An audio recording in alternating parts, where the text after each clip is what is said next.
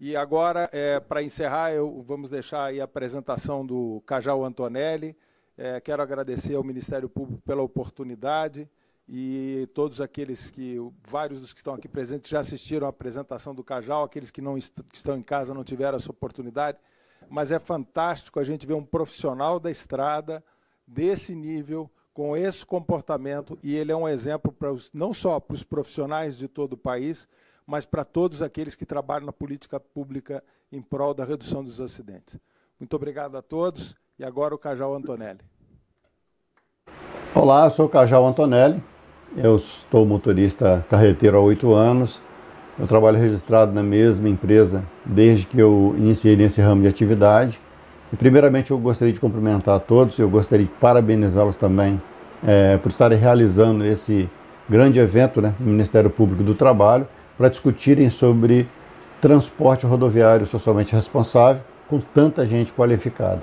Então eu gostaria aqui, humildemente, de dar a minha opinião e fazer algumas sugestões, né, como motorista carreteiro, de quem conhece um pouco da realidade nas estradas e que também se considera um caminhoneiro que transporta de forma socialmente responsável.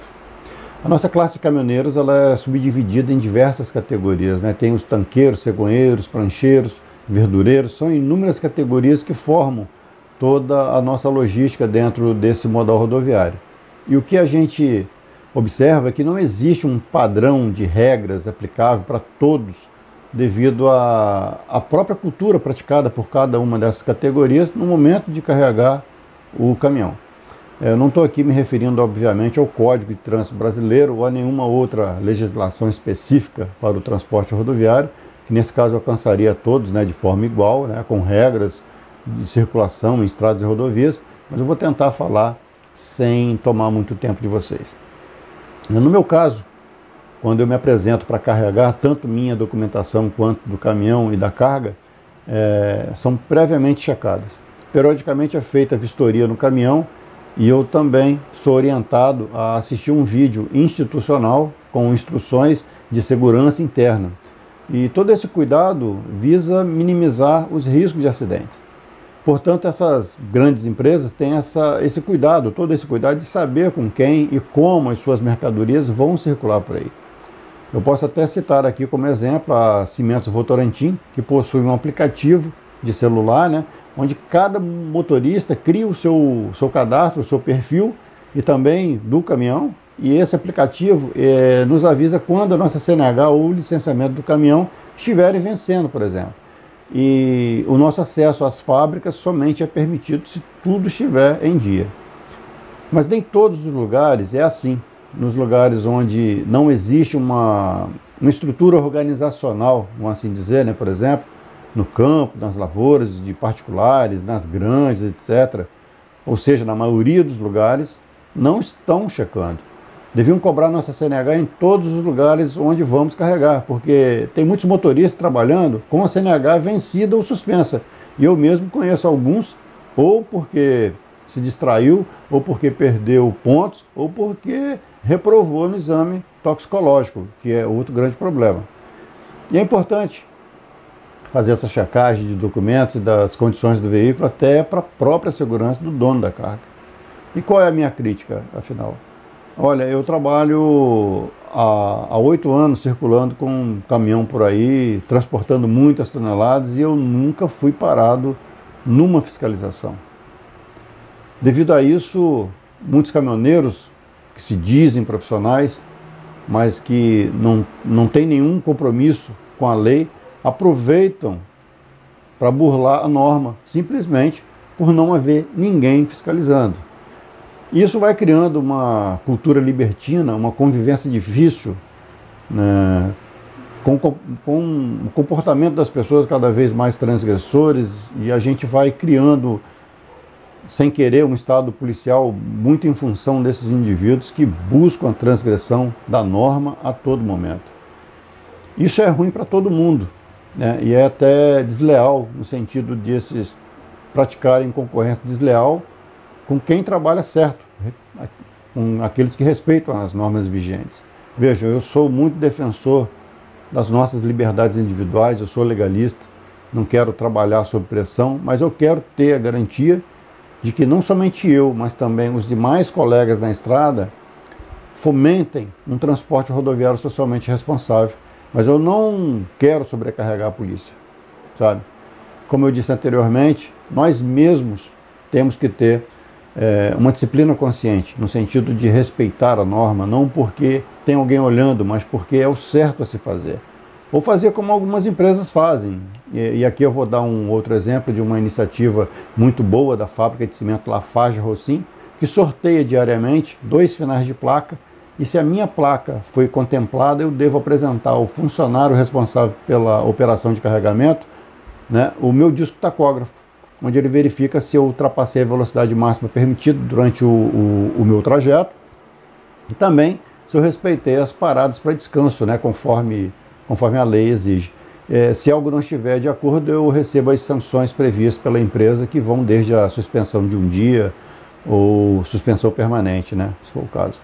A minha sugestão é que se crie uma norma que obrigue ou que incentive através de, sei lá, algum benefício, né, para que todas as empresas implantem esse tipo de controle, como a LafargeHolcim faz, como a Votorantim faz, como a ArcelorMittal faz, etc., né? Programas interessantes como o da Childhood Brasil, que o meu empregador fez adesão, né, que é apoiado até pela Polícia Rodoviária Federal, vale dizer. Muitas empresas não estão nem aí para isso. Uma transportadora não pode exigir que o motorista ande com excesso de velocidade, mas fazem. Não pode exigir que o motorista siga um roteiro que não lhe garanta o descanso necessário, mas fazem. O resultado dessa exploração por parte dessas transportadoras, já não bastando o fato daqueles que se drogam recreativamente, são motoristas que passam a utilizar substâncias que inibem o sono, para darem conta da demanda que lhe é exigida, né? Daí a gente se remete ao exame toxicológico, quando muitos não conseguem passar e são obrigados a trabalhar clandestinamente, né, com o aval ou a displicência dessas empresas que fazem vista grossa para as normas. Esses profissionais são aproveitados e se submetem a qualquer tipo de condição de trabalho. Trabalham por qualquer preço, né? Barateiam um frete e começam a praticar concorrência desleal com quem trabalha certo, né? Quando também não se envolve com um crime, né, passando a transportar drogas, né, daí o frete da carga lista vai importar menos para eles, porque o frete da carga ilícita é o que lhes interessa. Entendo onde o problema pode chegar? Pela falta de fiscalizar na origem, no momento do embarque. É uma concorrência desleal até contra o embarcador, né, que faz tudo certinho, né, que paga o frete justo, que paga o vale pedágio direitinho, né, sem aquela historinha de frete cheio que alguns embarcadores mais espertos fazem quando oferecem um frete maior só para atrair o caminhoneiro, mas depois a gente acaba descobrindo que o pedágio está incluído no valor do frete. Isso existe e acaba ficando por isso mesmo. Eu tenho certeza que alguns de vocês devem estar até se perguntando quem é que vai checar se os embarcadores estão checando a documentação do motorista, o disco tacógrafo e as condições de trafegabilidade. Eu não sei, né? Por isso até eu sugeri campanhas de conscientização que ofereçam benefícios para essas empresas. Né? Nós temos um problema também muito sério nas estradas, né? Com o transporte de cargas perecíveis, né? Que na maioria das vezes é transportado em carrocerias inadequadas, incompatíveis para aquele tipo de carga, e que obriga o motorista a enfrentar jornadas até exaustivas, né, sem descanso, com excesso de velocidade, para não estragar a mercadoria. E quando chegam no Ceasa, tem alguém lá para verificar tudo isso que eu citei anteriormente? Eu acredito que não. É difícil a gente também falar de criar e acreditar numa nova norma, né, numa norma melhor, sendo que a gente não consegue respeitar as normas que já existem, mas algo precisa ser feito. A gente precisa conversar sobre isso. Eu preciso dizer, já que o tema do seminário sugere transporte rodoviário socialmente responsável, que é muito difícil ser motorista de caminhão em qualquer lugar do mundo, especialmente aqui no Brasil. Nas estradas a gente até tem a liberdade de escolher aonde parar, de escolher, né, onde oferece o melhor serviço, e a gente até paga por isso. Ou a gente tem de graça até, mas quando a gente chega para carregar ou descarregar em algumas empresas, até empresas de primeiro mundo, que são referências internacionais, até que eu duvide que algum dirigente de fora dessas empresas ou daqui do Brasil entraria no banheiro que eles deixam para a gente usar. Então é primeiro mundo para eles e para nós é o imundo. Até em portos estaduais, né, por exemplo, a Codesa em Vila Velha, aqui no Espírito Santo, eles colocam os caminhões num pátio chamado retroárea, que fica nos fundos da área portuária, mais de 100 caminhões, né, aguardando para carregar, e a gente não tem nem banheiro para usar, não tem como tomar banho, por exemplo. A gente é proibido de abrir a caixa de comida do caminhão. E eu mesmo já fui abordado e repreendido pela Guarda Portuária ano passado, precisamente no dia 9 de novembro, né, do ano passado, porque eu abri a caixa e fiz o meu prato para almoçar, e era por volta das 15 ou 16 horas daquele dia. Se o cara quiser usar o banheiro, tem que andar até por 1 quilômetro, chegar lá e às vezes o banheiro está fechado. Se quiser comer, tem que andar 500 metros e tem que comer o que tiver disponível. Se o cara precisar de alimentação diferenciada por motivo de saúde, como eu, né, que se vire. O governo cobra da iniciativa privada, né, as paradas para descanso, mas não arruma a própria casa, né? Os motoristas precisam também receber uma diária, mas uma diária que seja realmente paga, de fato, e não uma diária de papel, né? Que é para a gente poder pagar o pernoite e escolher aonde parar, né? Nos lugares onde o pernoite é cobrado. Quando se trata da área onde vamos carregar ou descarregar, nós não temos nem como escolher o que comer, né? Como eu já disse. E sobre as PPDs, é um serviço que já é cobrado no pedágio, as rodovias sob concessão. A gente não quer nada de graça do governo, a gente já paga por isso, né? Então, por conta das condições de trabalho, que muitas das vezes a gente é submetido, eu mesmo adquiri problema de saúde, né, por conta da alimentação inadequada. E hoje eu sigo uma dieta rigorosa, né? Meu caminhão tem cozinha, mas eu não posso preparar o meu próprio alimento no pátio das empresas. E eu disse isso também porque eu quero pedir aí a Polícia Rodoviária Federal, né, e demais outras instituições promoverem mais campanhas, né, operações de saúde nas estradas. Eu nunca tive a sorte de ser atendido por uma delas, mas eu tenho um relato de amigos que descobriram a tempo de se tratarem alguns problemas de saúde, como hipertensão e diabetes. Isso é muito importante para a nossa categoria, porque as nossas condições de trabalho precisam mudar, os nossos hábitos precisam mudar. Nós precisamos nos educar para termos bons hábitos, né, para poder se cuidar melhor. Nossa profissão ela é extremamente restritiva. E é por isso que eu fico feliz e até emocionado quando eu vejo que nós, estradeiros, não estamos sozinhos.